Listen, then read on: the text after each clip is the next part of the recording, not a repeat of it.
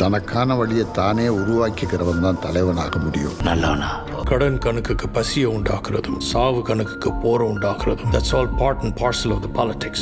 இங்கே கெட்டவனை காப்பாற்றுறதுக்கும் நல்லவனை நடுத்தரில் நிறுத்துறதுக்கும் தான் சட்டம் வளைஞ்சு வேலை செய்யுது.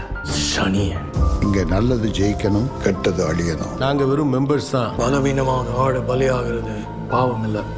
இந்த நரி திங்காத பண்டமும் இல்ல, செய்யாத அக்கிரமமும் இல்ல.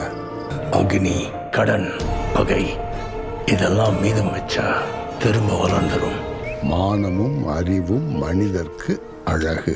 பட்டாதான் புரியும். சம்பளம் கொடுத்து அடிமையாக்குவான ஒழிய தலைவனாக விட மாட்டான்.